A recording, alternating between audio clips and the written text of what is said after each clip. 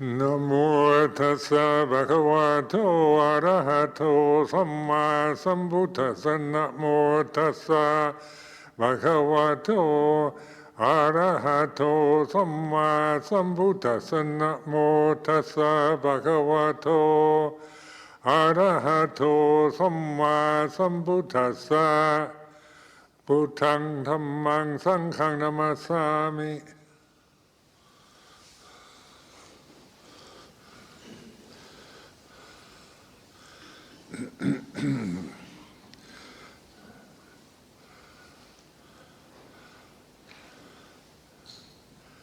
So this weekend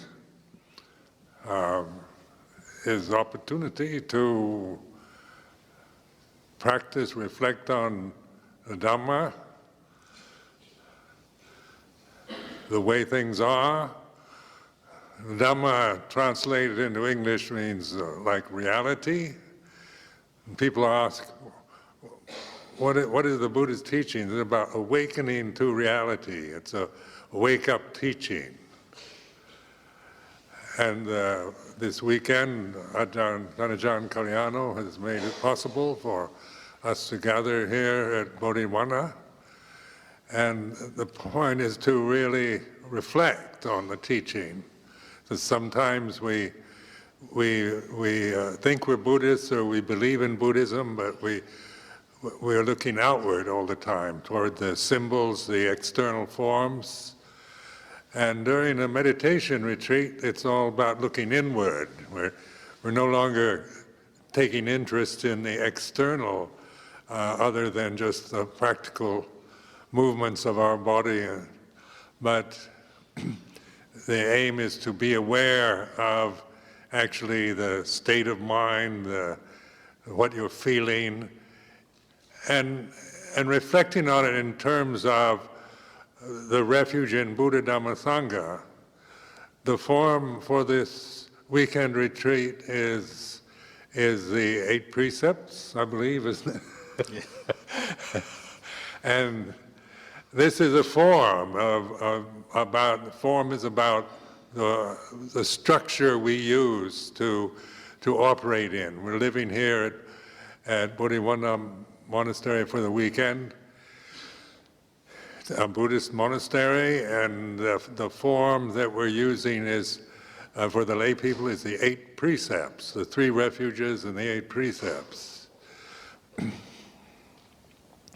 And this means we're all here to live within that structure. The limitation of the 8 precepts provides a communal unity in which we're not just following our own personal whims, fancies, desires, but we submit to live within the structure, the limitation of the 8 precepts. And it's a moral structure. It's based on doing good, refraining from doing bad. The 3 refuges are part of our tradition: Buddhaṃ Saranang Gacchāmi, Dhammaṃ Saranang Gacchāmi, Saṅghaṃ Saranang Gacchāmi.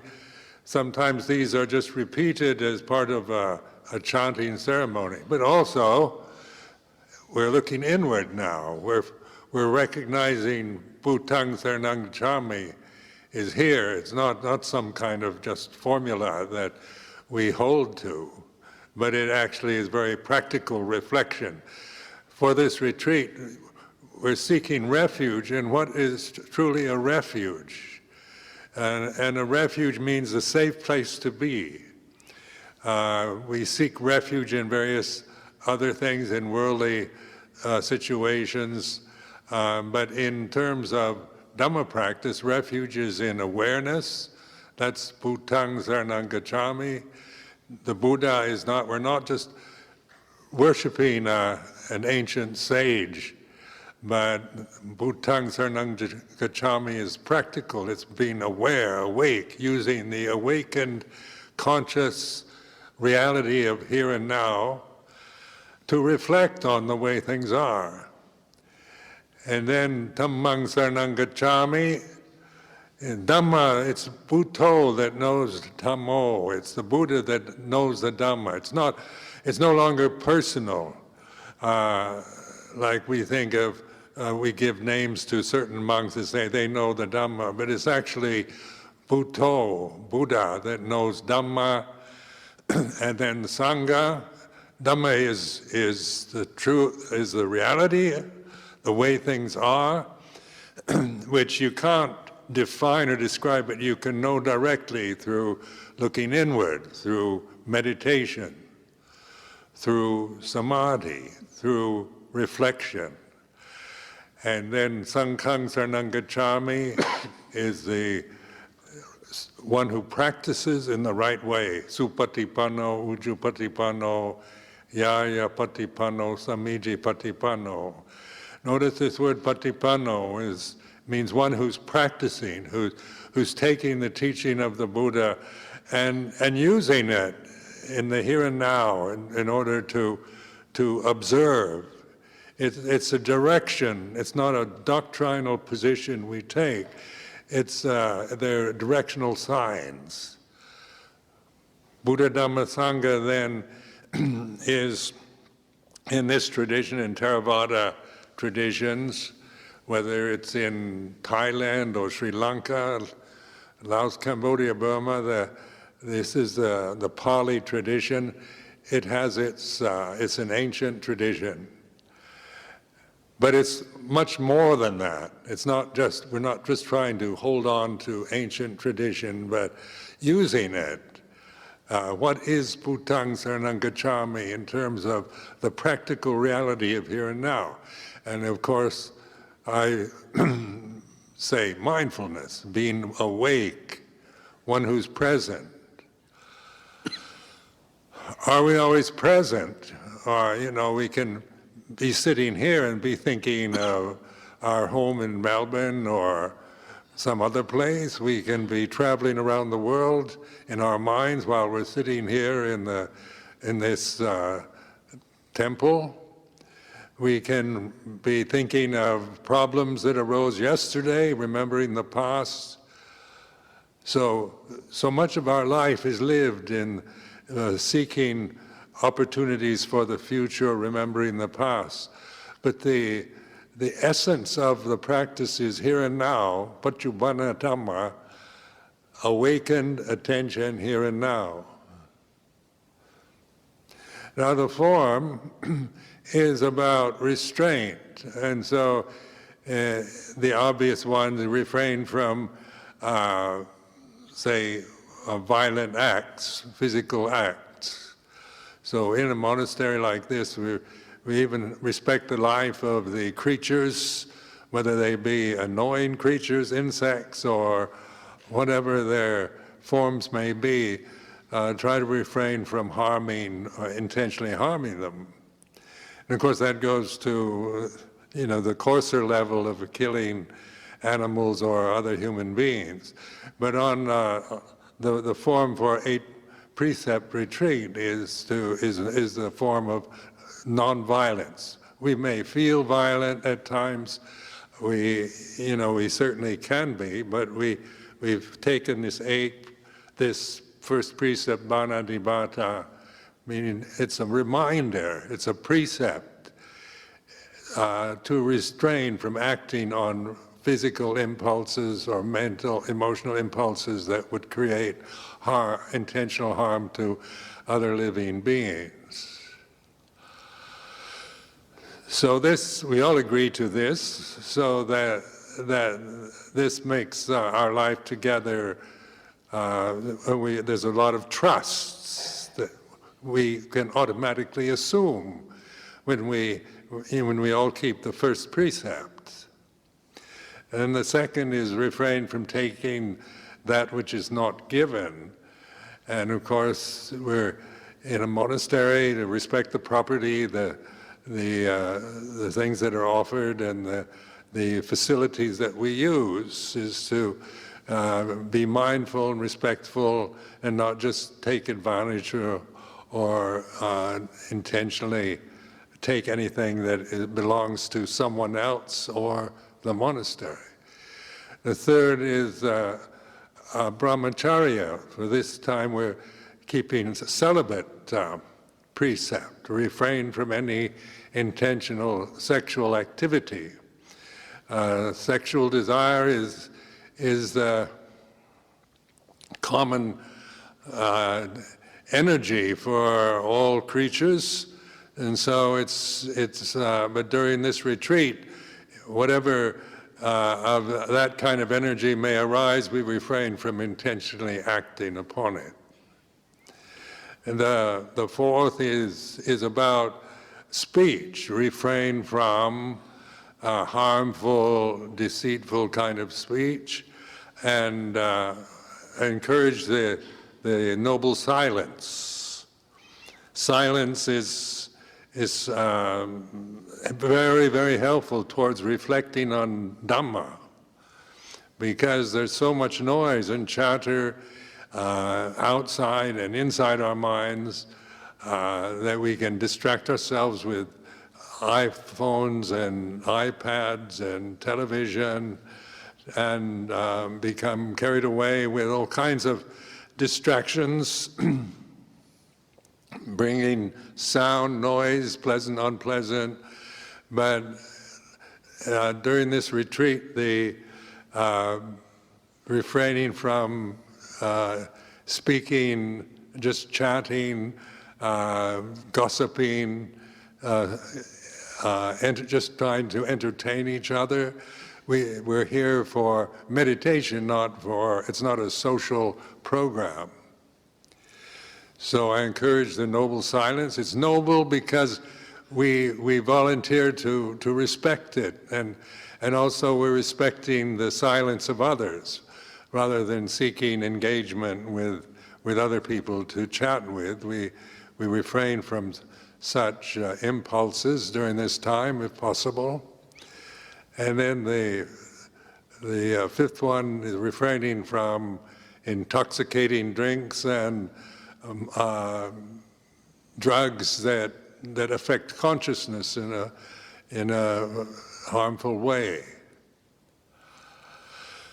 During this retreat, we're going to explore and reflect on consciousness, because we're all experiencing consciousness at this moment. It's the common ground that we share, and we don't want to confuse it with addictive drugs or alcoholic states of mind. We want to recognize a pure state of consciousness as it is normally, rather than as we experience it through various forms of drugs that people use these days. So refrain from taking drugs and alcoholic beverages during this time. Then the sixth is refraining. The schedule for meals is posted. We all consider that we could spend our time over this weekend eating things. That's another distraction, worldly distraction, when we don't know what to do, or we feel dis-ease or discomfort, we can easily eat things. We have fridges and freezers and supermarkets nearby. But during this retreat, we have the meal at the appointed time, so refrain from taking snacks and other things that we might enjoy, to just observe the way when we feel discomfort, we experience dukkha, or the First Noble Truth. When we feel dis-ease or unease, we can easily resort to eating biscuits or taking snacks. And during this time, we're challenging that. We're going to live within a designated limitation about the meals that we have during the day. And then the seventh is in regards to apparel, games, seeking distraction through plays and stories, television, and all that, to refrain from that. We give up our ways of distracting ourselves through entertainments, or through we're wearing just modest clothes, white, or clothes that are comfortable to wear for meditation, but we're not here for fashion or for showing off ourselves in any way. And the last one is about sleep, not to spend this time, this weekend, just sleeping through the weekend, because that's another way we can waste our lives, is through sleeping, eating, entertainments, taking drugs, sexual activities. I notice that all the 8 precepts are limiting these kind of options. And it's voluntary, we have to rise up to the occasion. And during this weekend, then, we all try to live within this structure. We're one Sangha then, living within this structure. And this is a unifying experience. The form we have is not about divisiveness or individual rights or personal preferences or opinions. It's about conformity to the structure of the 8 precepts with regards to action and speech. It's about taking refuge in Buddha, Dhamma, Sangha, and it's about reflecting on what we're actually feeling and thinking. Like each person, right now, for example, is, we're not thinking the same thoughts, so we don't have the same emotional experience at this moment. It would be different from one person to the next. The form we have is the 8 precepts, the 3 refuges, but the difference is the divisiveness, the problems arise through our own feelings, our emotions, our moods, our memories, the sense of feeling separate and isolated and alone. This is all the differences between the people gathered together here. There's so many differences, so we're looking for the unity. That which binds us is a bond that we're using, such as the 3 refuges, the 8 precepts, and the investigation of Dhamma, the teaching of the Lord Buddha, as we investigate the Four Noble Truths, the first sermon that the Buddha delivered after his enlightenment.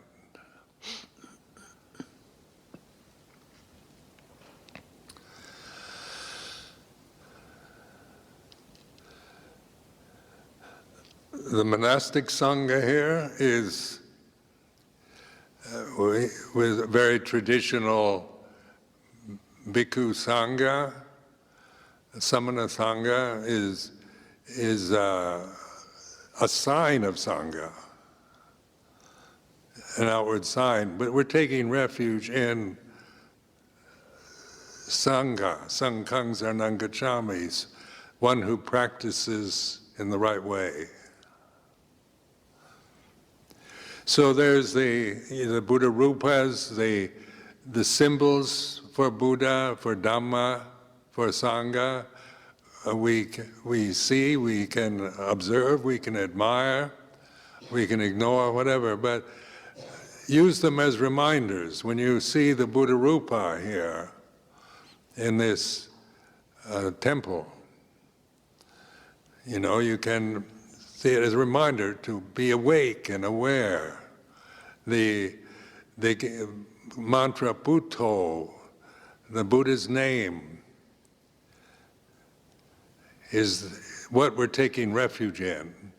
So the symbols that we have here, we can admire, we can see them as objet d'art, as aesthetically we like them or don't like them or whatever, but that's not the point. The point is to use the symbols for inward investigation. The Buddhist teaching is about investigating, it's getting to the source, it's not about believing. And that's why many of us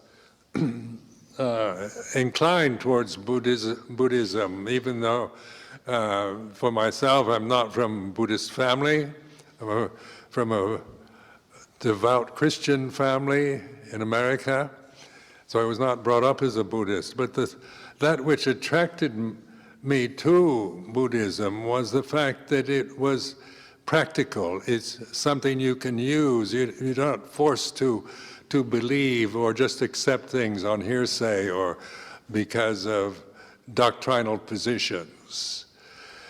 And having a skeptical nature, when I became a teenager, I started disbelieving in everything I was told.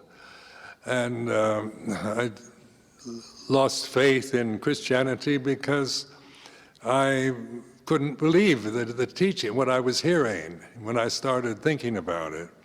With the Buddhist teaching, notice that it's not about believing in metaphysical theories or ideas or doctrines, but it's about the way things are. So the First Noble Truth is a very ordinary thing. It's about suffering. In Pali word dukkha, translated generally as suffering in English. Suffering includes all levels of dis-ease, discomfort, to anguish and despair, to whatever. But notice that this unique way the Buddha taught after his enlightenment, it's very unique. No other religion has ever approached the spiritual life in the same way as the Buddha did 2,559 years ago. And for many people it's a mystery why religion is about metaphysical beliefs and doctrines, about ultimate reality, about it's at the top of the pile, it's about who created the universe and how did it all begin, or was it just a loud baying out of nothingness, or was there a deity of some sort? This is getting into metaphysical speculation. The Buddha's teaching is based not on metaphysical speculation, but on the reality of the common, banal, ordinary human experience of suffering, because this we can all relate to. It's not about believing it, it's about recognizing it. So suffering is the Buddha takes what nobody wants, what we dislike, what we want to get rid of. We don't want to suffer, we want to find happiness, security, love, safety, enlightenment. We want the best, and none of us really want to suffer. But the Buddha takes this common experience that all human beings have, whether you're rich or poor or male or female, whether you're a king or a rice farmer, whether it's ancient India or modern Australia, suffering is very much the same thing. It's ordinary. It's ordinary. So he takes something ordinary and puts it in the category of the First Noble Truth.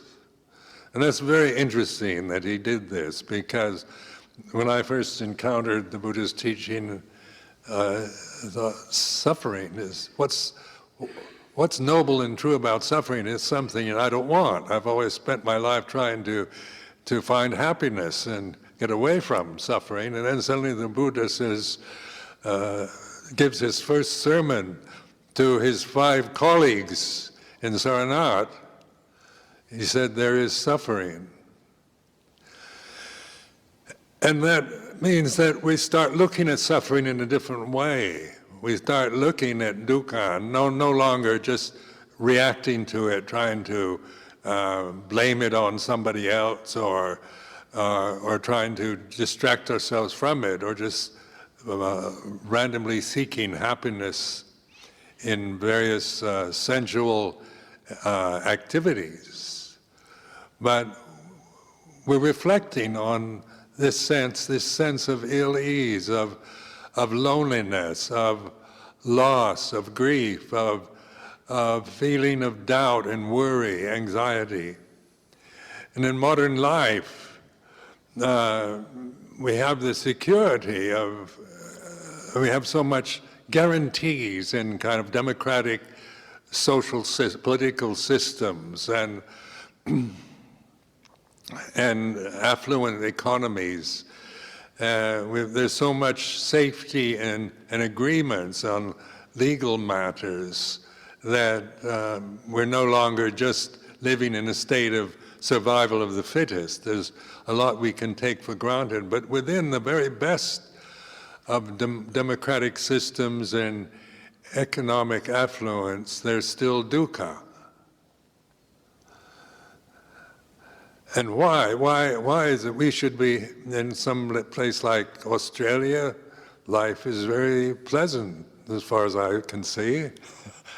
And why should anybody suffer if they're living in Australia is one question. But we do, as we would suffer in any place, whether it's in Sri Lanka or Thailand or Malaysia, United States, or wherever, because suffering is a noble truth. And we're not saying it, we're not looking at it idealistically like there shouldn't be any suffering. We're actually using suffering. So it is a noble truth rather than a nasty fact of life. Before, I considered it a nasty fact of life. I remember as a child, when growing up, my mother said, God created everything. And I said, well, why did God create suffering? And as a child, I thought, if I were God, I wouldn't create suffering. So even as a small child, I began to have doubts. But suffering then, in the Buddhist sense, as a noble truth, is we're changing from just reacting to it out of habit, out of fear, out of distaste, or grasping it, identifying with it, wallowing in it, or trying to suppress or deny it, to understanding it. And this is about understanding suffering.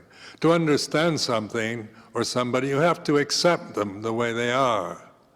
If we just react to dukkha, to suffering, then we never will understand it. We just have habit patterns, ways of distracting ourselves, of denying it, or we see it always as caused from external causes, from not having enough money, from noisy neighbors to traffic problems in Melbourne or whatnot. We see suffering as something caused from outside. Or we can see it as something wrong with ourselves. We might think that other people are happy and don't suffer like I do. And so we tend to see it in personal ways or blame it on external causes. But in investigating suffering as a noble truth, we're understanding it. We're not seeing it, we're not blaming external forces anymore. We're not saying it's personal, it's my suffering, but we're noticing it is the way it is. This sense, here and now, of just doubt or worry, anxiety. These are common forms of dukkha in affluent societies. With all the safety and guarantees for success, health foods and good physical health and owning your own home, having your own car and all the best with a fairly stable political system, we still suffer because of worry about the future, anxiety, regret, guilt about the past, resentment from in our lives. We experience a lot of resentment and anger about things that happened to us in the past. And now we're looking at these conditions as a noble truth. So this is just a suggestion, but it is the Buddhist first sermon after Enlightenment. It's an interesting story in the suttas. The Buddha, when the ascetic Gautama sat under the Bodhi tree and was enlightened, after his enlightenment, because enlightenment, Dhamma has you can't define it. You can't describe it. You can't describe Dhamma. It has no form, no definition. So how are you going to teach Dhamma? Because language is all about form, about size, about shape, about good and bad, right and wrong. But when the Buddha awakened to reality, realized Dhamma, how can you teach that to somebody else? This was his thought after enlightenment. And then in the scripture, the Brahma Sahampati, the Brahma god, came to the Buddha and said, "There are those with only a little dust in their eyes. Teach for the welfare of those beings." So this is like the Buddha was encouraged to try to teach, try to point to Dhamma, because there are those of us, the human in the human species, that can understand, that can relate to, that can realize the truth, can awaken to reality. But how are you going to teach it? What are you going to say about it? So on his way to Saranath to meet with his 5 friends who had already felt the ascetic Gautama was giving in to sensual pleasures when he gave up asceticism, the enlightened Buddha met this ascetic called Upaka, and the ascetic was very impressed by the radiance and luminosity of Gautama Buddha's presence, and he said, "What have you learned?" And the Buddha said, "I am the perfectly enlightened one." And the ascetic looked at him in amazement and said, "Well, good for you, I'm going." So that was the direct teaching, actually. I am the perfectly enlightened one. But this is misunderstood. It's seen from the ego level, from the personality level. You can't teach that. That's not, it will only be, some will believe you, some won't, but it's not a teaching that awakens or challenges people to wake up.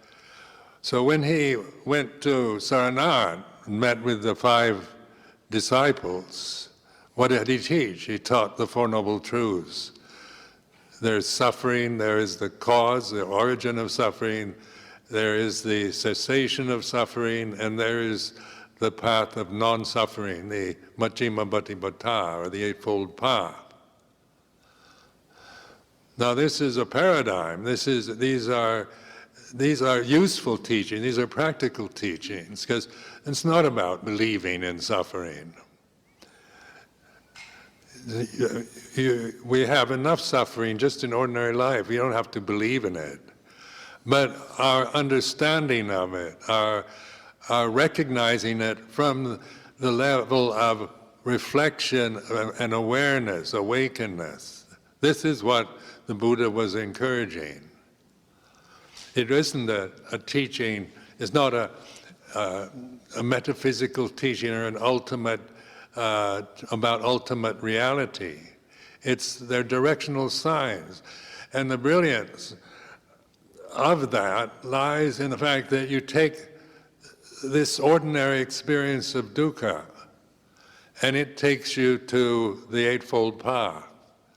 So it's like the key to the prison cell. It's that which you use to get out of the prison that we find ourselves in.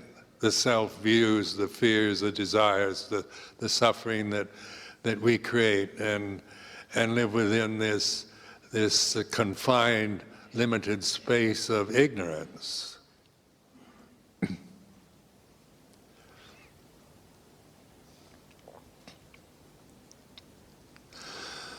So during my lifetime as a Buddhist monk, I think this Pansa, this Vasa, this year will be my 50th Vasa.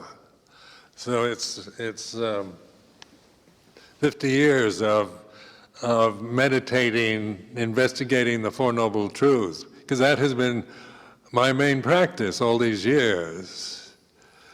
Is just using this first sermon as my directional sign. And of course, it's to me it is a brilliant teaching because it works. It actually is useful in the most ordinary situations.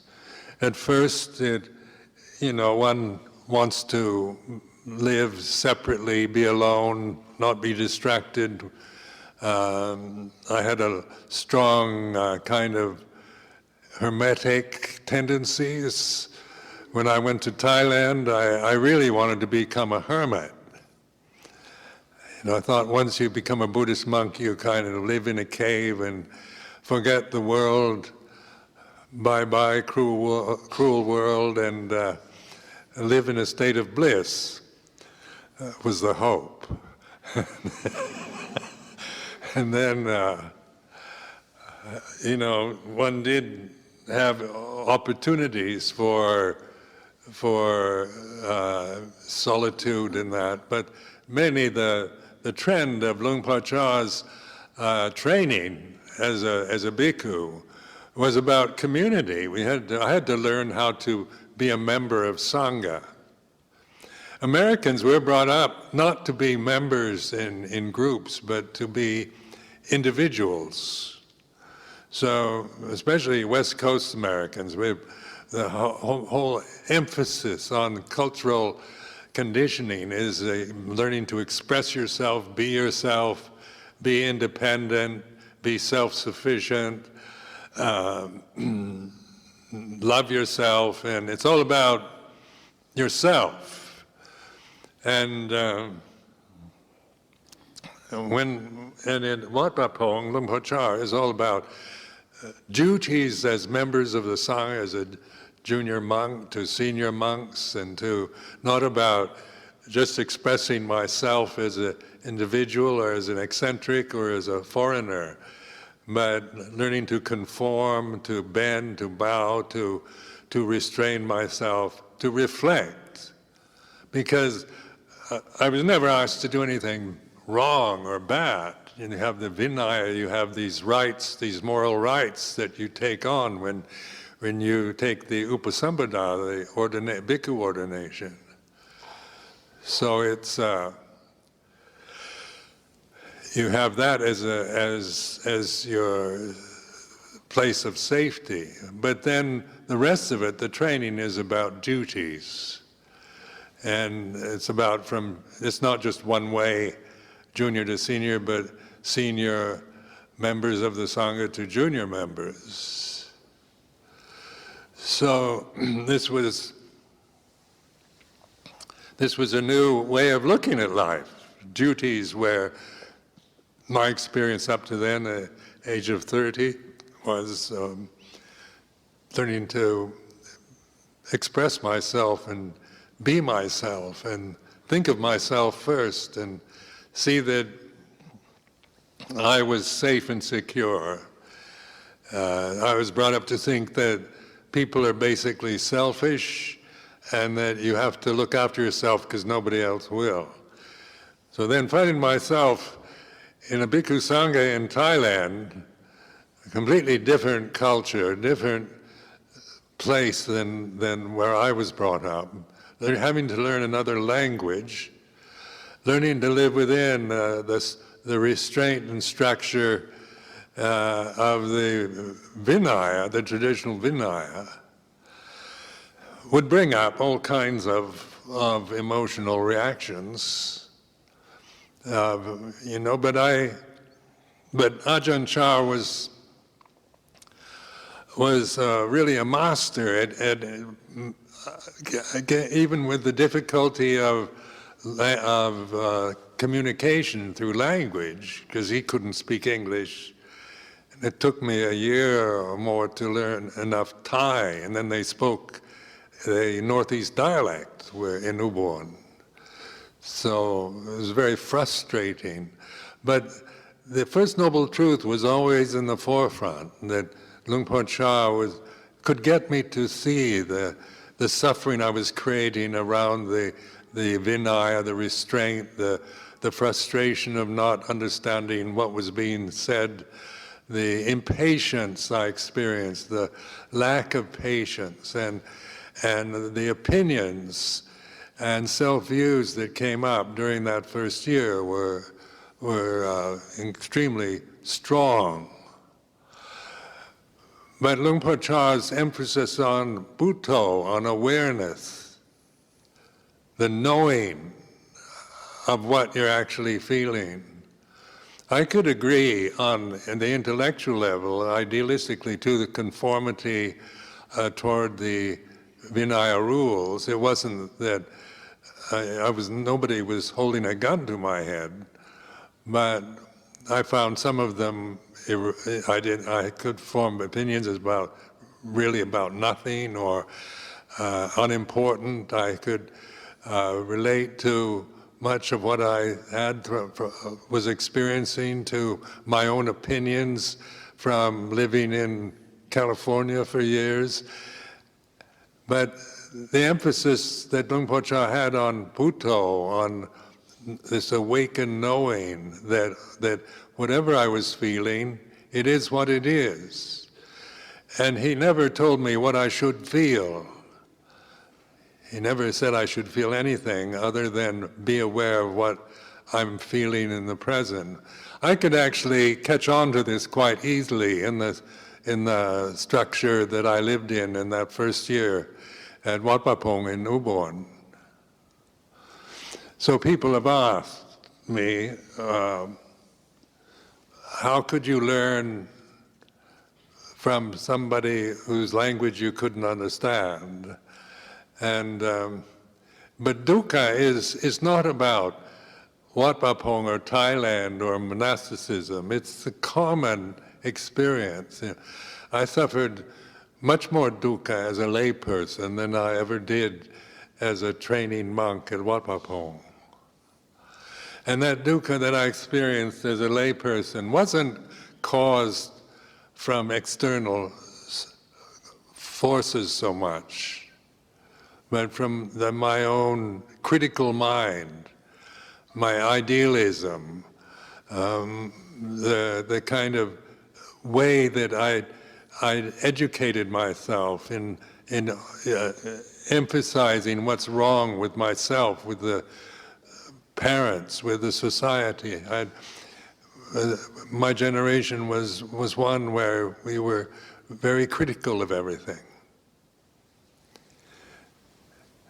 We could always imagine it being better than what it is. We could always I could always see myself as not being good enough, because I could imagine myself as being much better than any kind of reality that I was experiencing. So the dukkha was certainly very strong in the lay life. In the monastic life, it wasn't caused through external things. They were very good to me. Wat Pa Pong, the monk, Luang Po Cha, the lay people were, just complete foreigner, stranger, and yet they were certainly welcoming and concerned and caring and generous in a way that I never really expected. It wasn't that I expected such hospitality. So externally, the conditions were not the cause of my suffering. It was my reaction to restraint. It was the conceits that I experienced from cultural conditioning, from social conditioning. It was the wanting to have things that I didn't have, wanting to attain, wanting to achieve, or not wanting to be bothered with defilements, wanting to get rid of kilesas, the defilements, wanting to deny them. So the Buddha addresses these kind of desires in the Second Noble Truth in a very direct way. So during this weekend, there's an opportunity to listen to Dhamma, to observe what I say, how it affects you. I'm not asking you to believe, but to reflect. Because this is how we learn. This is how we awaken to Dhamma, so we can realize Dhamma ourselves. So it's not like telling you what you should do or how you should think, but it's an encouragement to awaken. We're interested in the teaching of the Buddha. The teaching of the Buddha is at the forefront during this weekend, and I wish to offer this. The teaching or the talks that I give are more like reflective teachings, to be how they affect you, how they, what your emotional state, your mood, whether it causes doubt or belief or you like it or don't like it, then you're aware of that. Because this is what we can do. We can know right now that what you're feeling at this very moment, that you're sitting here at this here and now moment, is what there's awareness of, say, just the general mood that you're experiencing, the feeling that you're experiencing right now. That's Puto, knowing sankhara. That's awareness, knowing that whatever you're feeling, whether it's positive or negative, right or wrong, good or bad, high or low, it is what it is. And the attitude towards the First Noble Truth is to understand it, which means to acknowledge it. It is like this. At this moment, this feeling, this emotion, this mood is like this.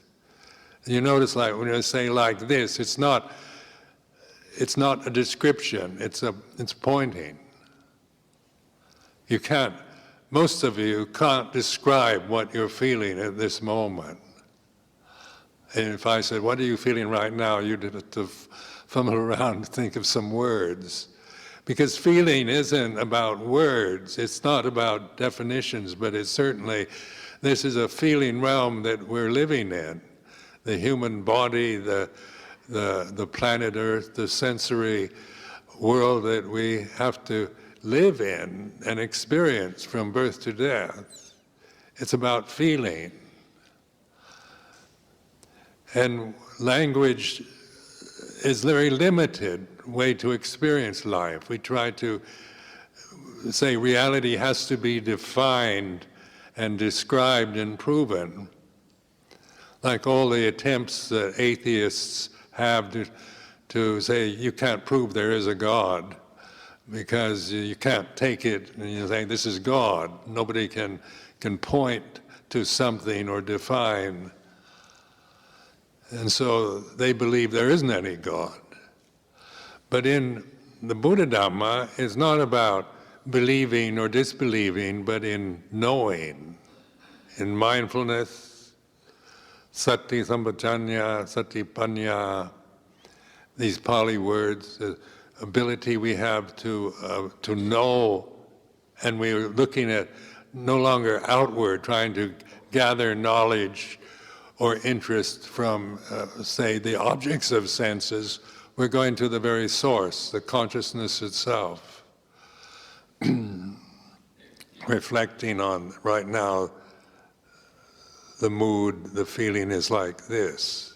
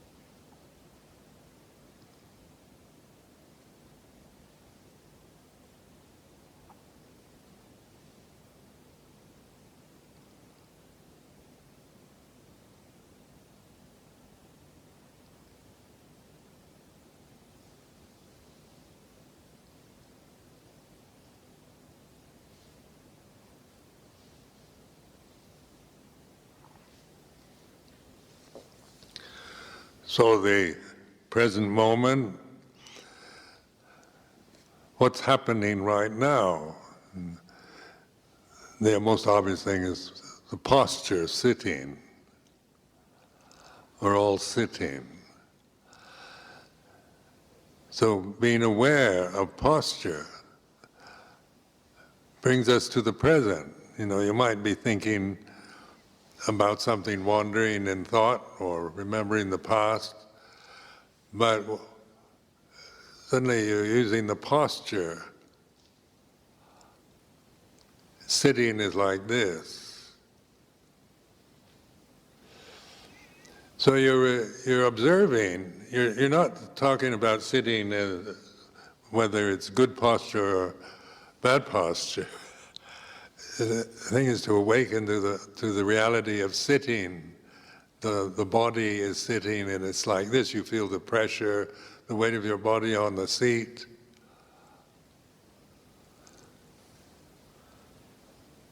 And usually when we're sitting, we're thinking about other things, reading books, watching television, eating food.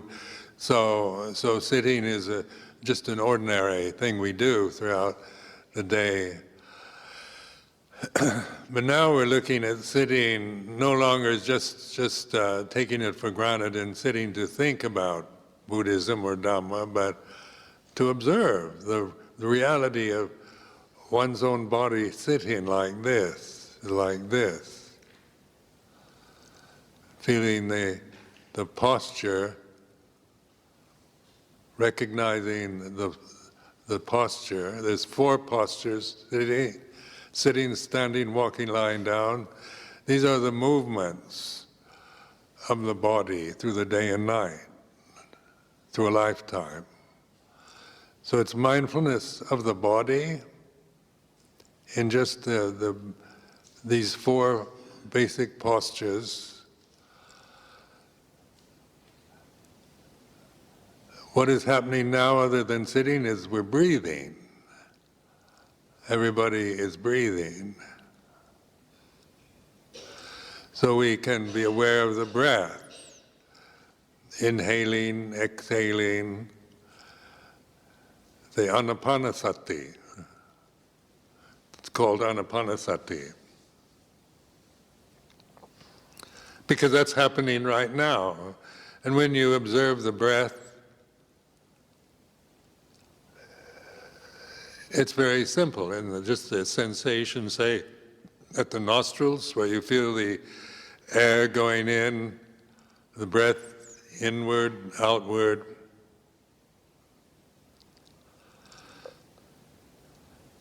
So these are happening here and now.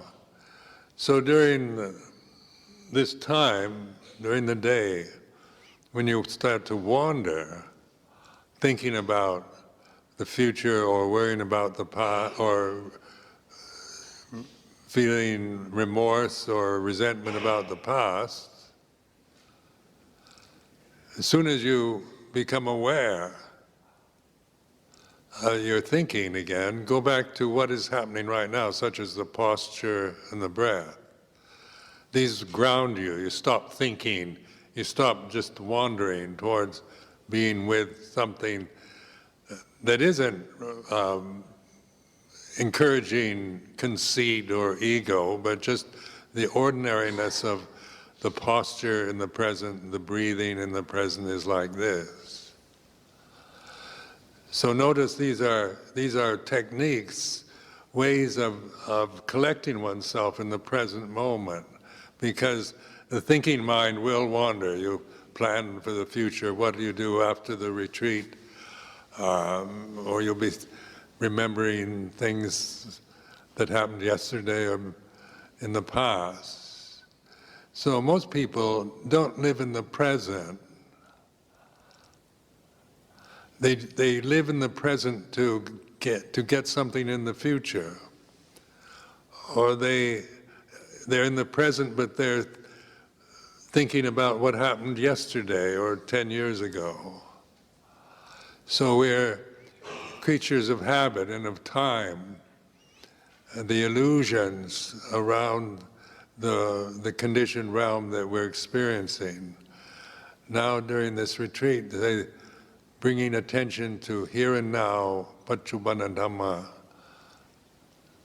is like this.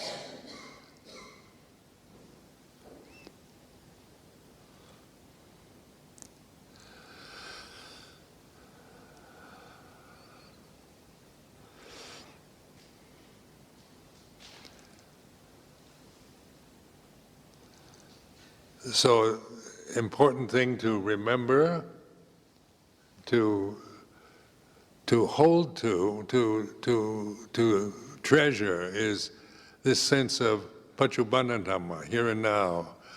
No matter how many times you wander or think about the future or remember the past, there comes a moment where you'll suddenly realize you're wandering again. Go back to the way of training oneself to go back to the breath or the posture of the body, to stop the momentum of just thinking, planning, worrying, resenting, feeling guilty, remorseful, by awakening here and now to something quite ordinary, the posture and the breath.